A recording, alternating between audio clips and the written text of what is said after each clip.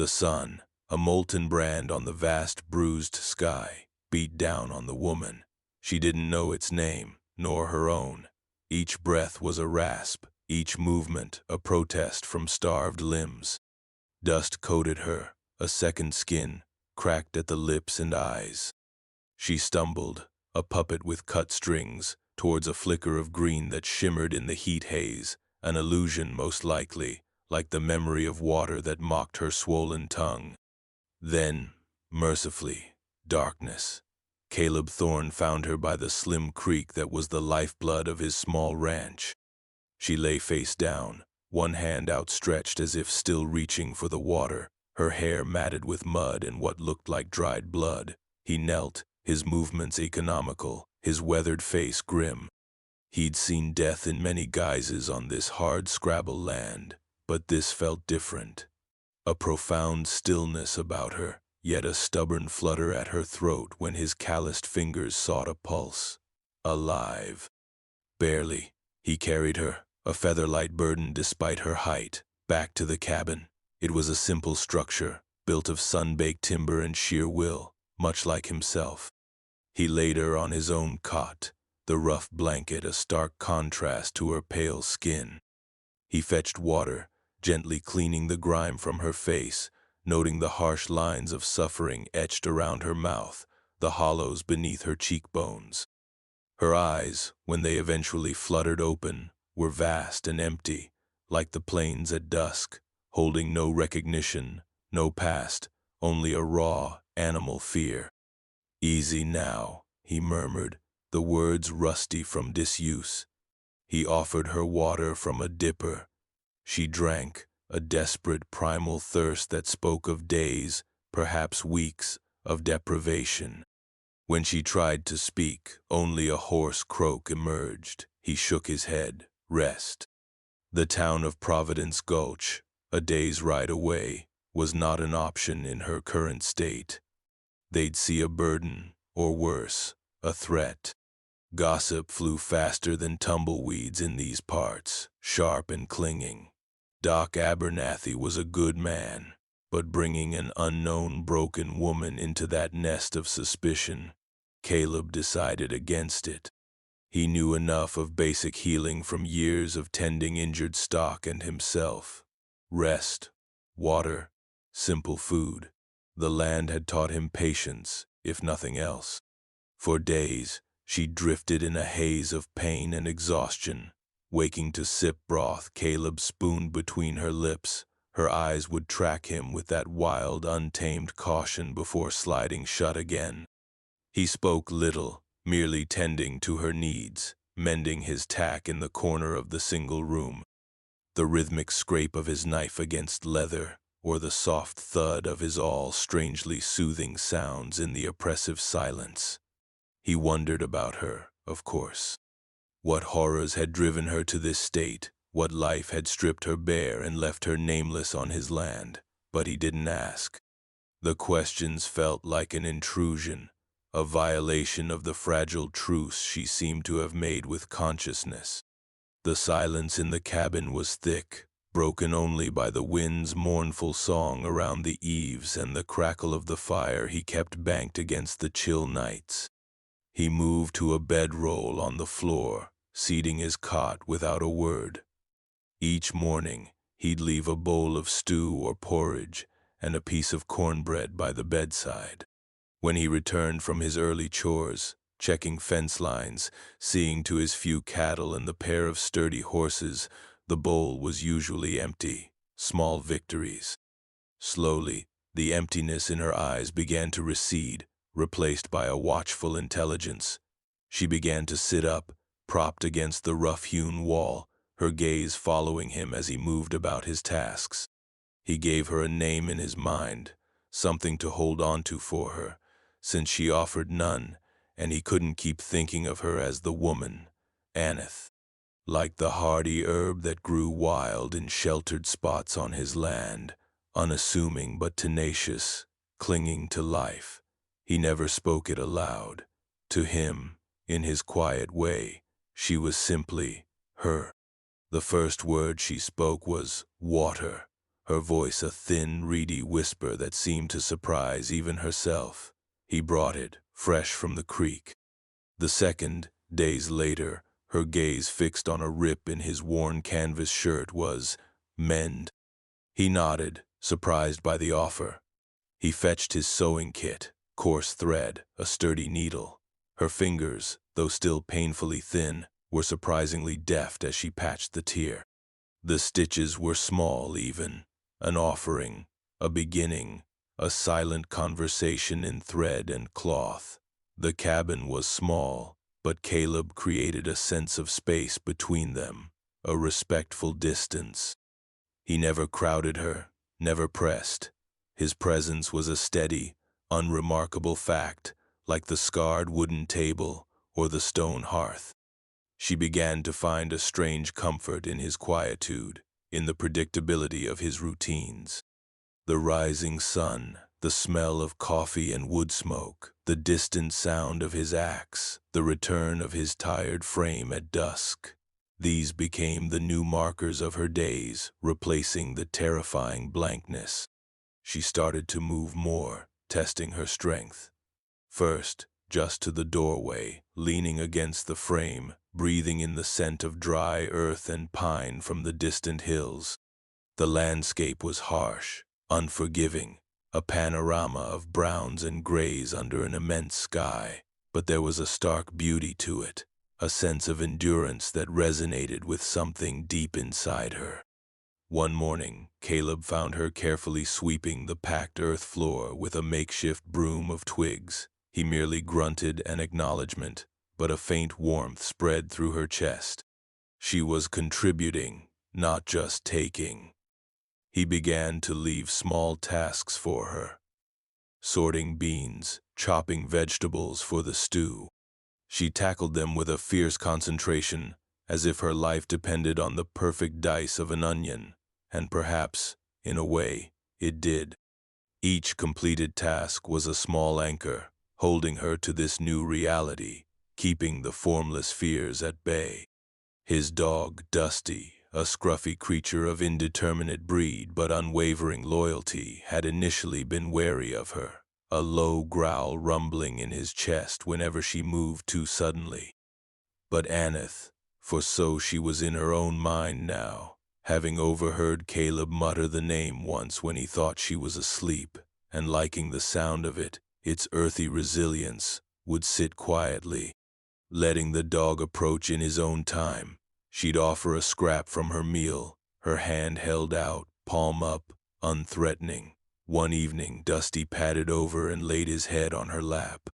Caleb, watching from the shadows by the fire, felt a knot he hadn't realized he carried loosen slightly.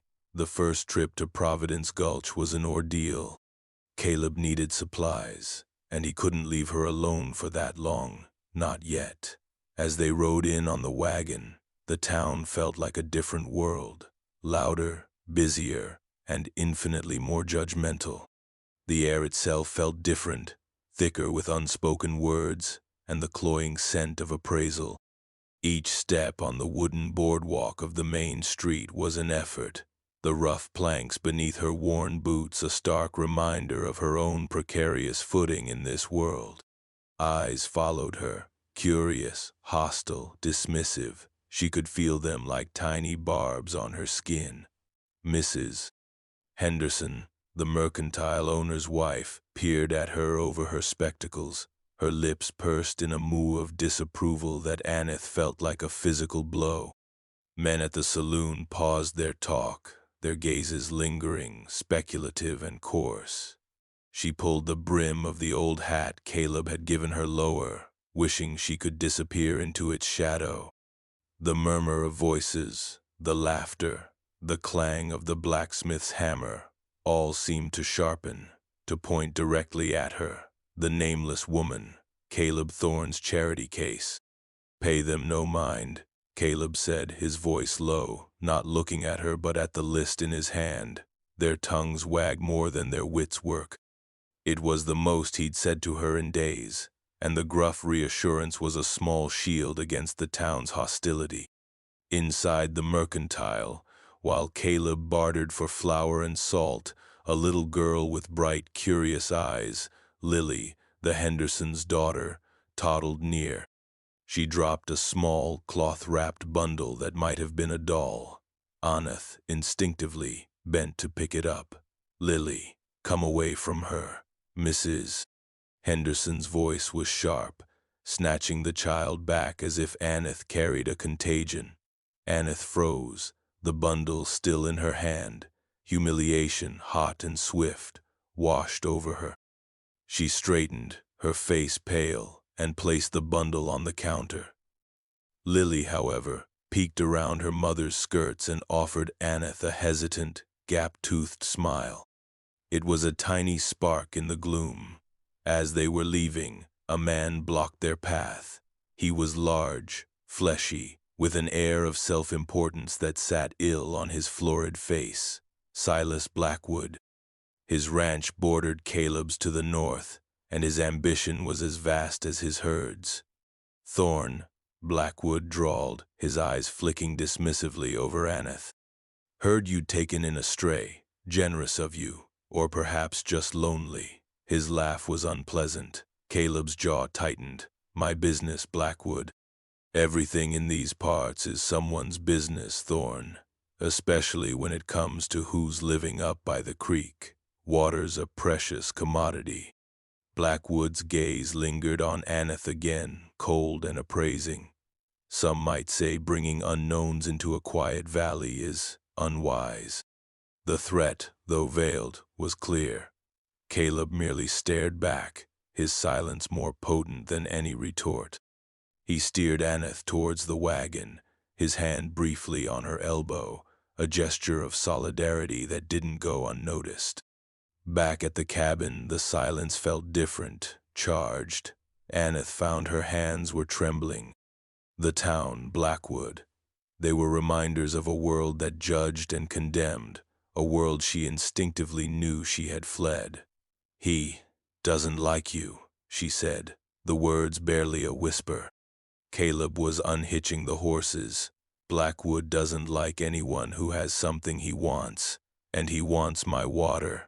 He looked towards the creek, his expression unreadable. "He's always wanted it."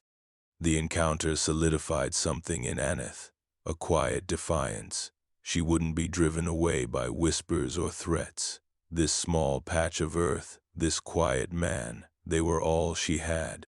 She found a spade amongst Caleb's tools and began to turn over a small patch of soil near the cabin, where the sun lingered longest. Caleb watched her, saying nothing, but the next day he left a small sack of seeds, beans, squash, a few hardy greens, on the porch. Her garden became her sanctuary, her purpose. The feel of the cool earth in her hands, the miracle of a tiny sprout pushing through the soil, the relentless battle against weeds and pests, it grounded her. She coaxed life from the reluctant ground, tending it with a fierce, protective love. It was a tangible manifestation of hope, a testament to her own burgeoning resilience. The seasons turned. Summer's oppressive heat gave way to the crisp bite of autumn. Aneth grew stronger, her movements more assured.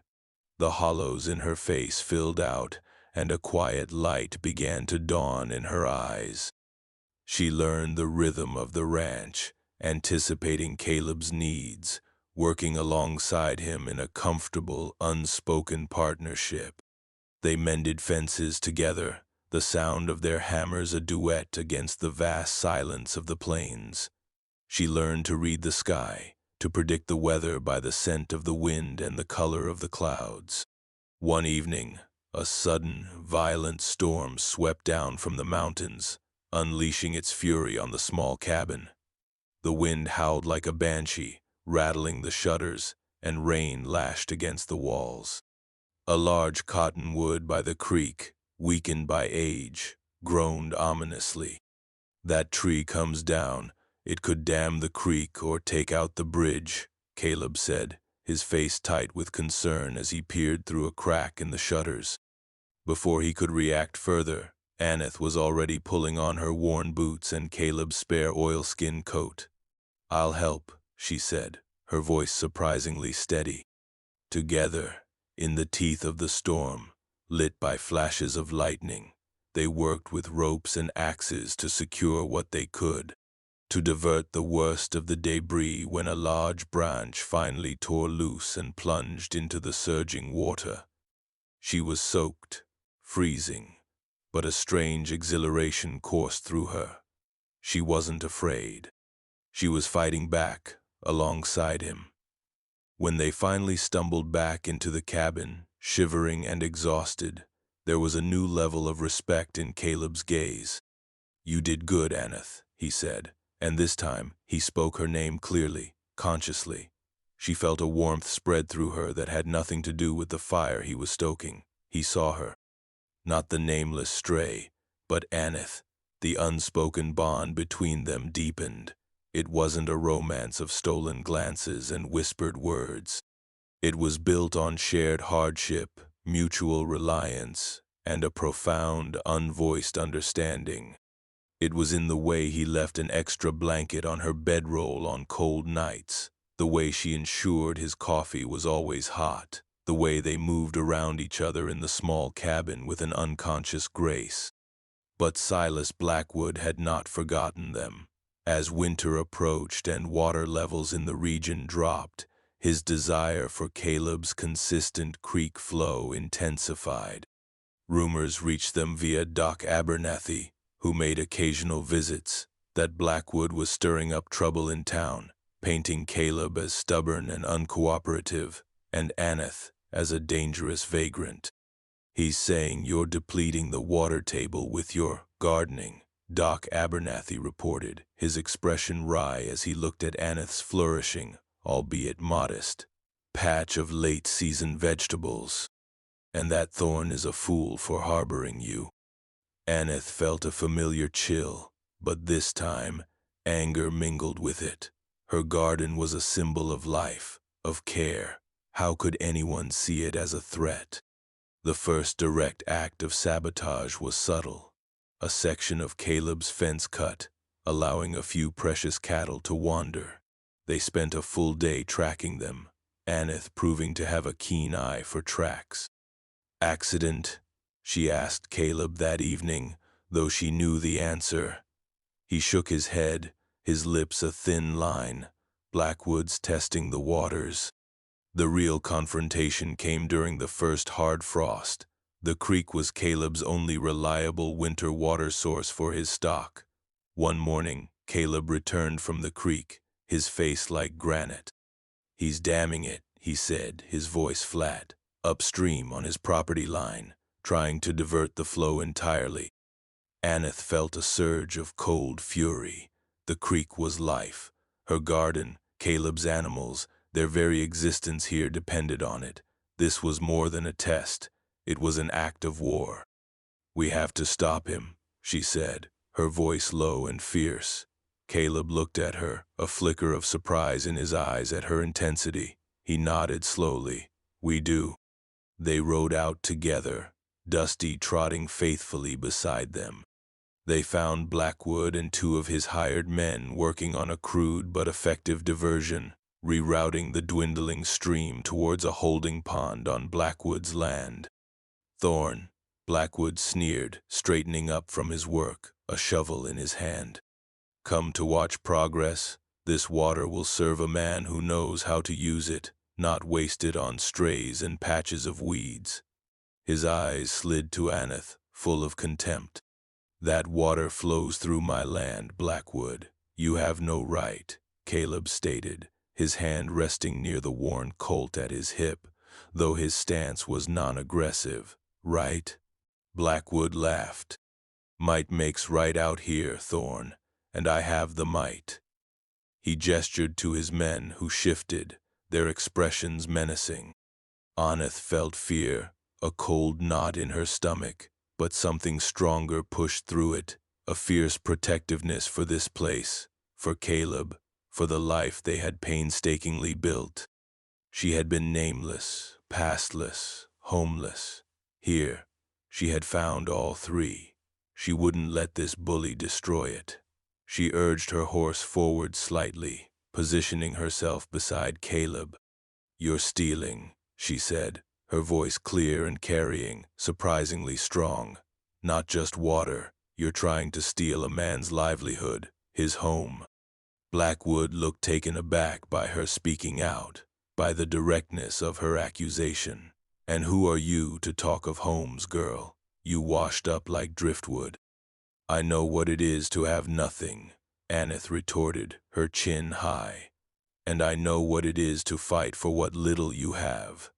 This creek belongs to this land, not to your greed." One of Blackwood's men, a burly fellow named Pike, took a step forward. "Maybe the lady needs to be taught some manners, boss." Before Caleb could react, Aneth spoke again, her eyes fixed on Pike. "And maybe you need to learn that some things aren't for taking." There was a core of steel in her voice that gave even Pike pause. The tension was a living thing, stretched, taut. Caleb knew Blackwood wouldn't back down easily. He also knew that violence here could escalate quickly, with disastrous consequences. It was then that Dusty, silent until now, let out a low, guttural growl, his hackles raised, positioning himself protectively in front of Aneth and Caleb. "Even the dog knows a thief when he sees one," Caleb said quietly, his gaze unwavering on Blackwood. Blackwood's face flushed with anger. "I'll have that water, Thorn, one way or another." He raised his shovel, as if to signal his men. Suddenly, a voice cut through the air. "Hold it right there, Blackwood." Sheriff Brody, accompanied by Doc Abernathy and Mr. Henderson from the Mercantile, rode into view.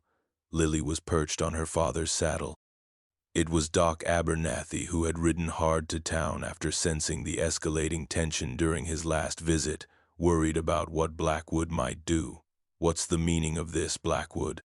Sheriff Brody demanded, his eyes taking in the scene, the half-built dam, the armed men. "Just improving my property, Sheriff," Blackwood blustered, though his confidence was visibly shaken. "Looks more like you're trying to choke Thorn out," Brody said, dismounting. He walked over to the makeshift dam. "This creek's been shared boundary water for 50 years. You know the rules same as everyone." Mr. Henderson, usually so deferential to Blackwood's wealth, spoke up, his voice surprisingly firm. "My Lily nearly wandered onto your land last spring, Blackwood, when you accidentally left your fences down near the old trail. If it weren't for Miss Aneth here finding her and bringing her back safe, Lord knows what might have happened. She's no stray. She's a good woman." Aneth stared, astonished. Mrs. Henderson, standing beside her husband, gave Aneth a small, almost imperceptible nod of acknowledgement. Lily waved. Blackwood, seeing the tide turn against him, his public standing threatened, began to backpedal. "Just a misunderstanding, Sheriff, a temporary measure." "See that it stays temporary, permanently," Brody said, his tone leaving no room for argument. "Dismantle it, now." Defeated and humiliated, Blackwood sullenly ordered his men to undo their work. The creek, freed, began to gurgle and flow along its rightful path once more. As Blackwood and his men retreated, Doc Abernathy clapped Caleb on the shoulder. "Glad we got here in time. Looks like you had it handled, though." He winked at Aneth. "You've got grit, young lady." Aneth felt a warmth spread through her, a quiet sense of triumph. She had faced down her fear, spoken her truth, and stood her ground. And she hadn't been alone. Back at the cabin, the late afternoon sun cast long shadows. The silence was comfortable, peaceful. Aneth went to her small garden, now mostly put to bed for the winter, but a few hardy greens still clung to life. She touched a frost-kissed leaf. Caleb came to stand beside her, watching the restored creek flow steadily. "You found your voice today, Aneth," he said softly. She looked at him, a small smile playing on her lips. I suppose I did. It was here all along, just buried. He reached out, his calloused fingers gently brushing a stray strand of hair from her cheek. It was the first time he had touched her with such tenderness. His eyes, usually so guarded, held a deep, quiet warmth. "This is your home, Aneth," he said, his voice rough with emotion. "If you want it, there's a future here for you, for us." She met his gaze, her own eyes clear and bright. The ghosts of her past, though not entirely vanquished, no longer held dominion. She had a name, she had a home. And looking into Caleb's steady eyes, she knew she had a future. "Yes," she whispered, the word full of promise, like the first thaw of spring. "Yes, I want it." The sun dipped below the horizon, painting the sky in hues of purple and rose. The wind whispered through the dry grasses, no longer a mournful sound, but a song of endurance, of belonging. She had been lost, but now she was found. If this story of resilience and finding home moved you, don't forget to like, subscribe, and share your thoughts in the comments below. And remember, courage often whispers. It doesn't always roar, but its strength can change a world.